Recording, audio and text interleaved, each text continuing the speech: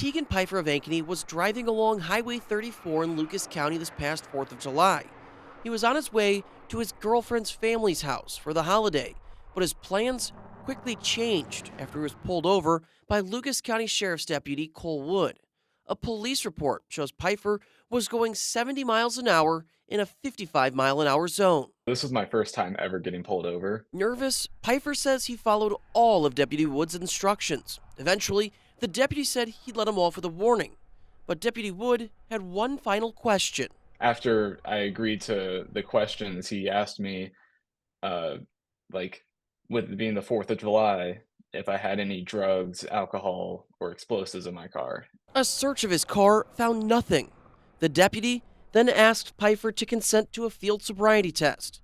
As we previously reported, much of the field sobriety test is a judgment call, and it's not hard for someone completely sober to fail.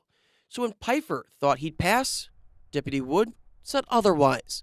His report said Pfeiffer failed the horizontal gaze test. When a breathalyzer showed zeros, Deputy Wood suspected Pfeiffer might be on some other controlled substance. Pfeiffer was arrested on suspicion of OWI. It took 3 hours for investigators to verify Pfeiffer was completely sober and release him. Then I said, well, since I've been cooperative the whole time, are the handcuffs necessary, like, on the way back to my car? I thought he would take me back to my car. Um, and he tells me, I'm not taking you back to your car.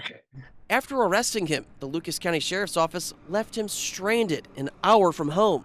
He made what he called an embarrassing call to get a ride from his girlfriend's parents. It was a humiliating experience, and then just a lot of nerves afterwards. And that highlights what makes Pfeiffer upset, a seeming lack of accountability that his detainment was a mistake. At this point, you might be wondering why we don't have dash cam or body camera video of what happened. That's because the Lucas County Sheriff's Office doesn't use body cameras or dash cameras. They declined an interview to explain why, but it's a fact that made Pfeiffer more nervous. With no video, it was his word versus a deputy. I was worried about the drug test, so I actually went to the Wayne County Sheriff's Office, and they probably thought I was crazy. I came in there asking them to drug test me. Body cameras aren't just for the public. Many times, they clear officers accused of wrongdoing, and in OWI cases, it can provide critical evidence of an impaired driver. You can't just say, I think you've been drinking, and give them a preliminary breath test, and all of a sudden you lock them up and go down to the jail. Well, you don't have any of those tests on video showing that they were impaired. Even though they might have blown a 200, almost 3 times the legal limit, but that preliminary breath test is no good. They don't take the test down to jail. What do you have for evidence for the county attorney to fight this charge? I reached out to the Lucas County attorney about challenges prosecuting OWI cases without video evidence in Lucas County. He told me no comment. A month after the ordeal, Pfeiffer got the call.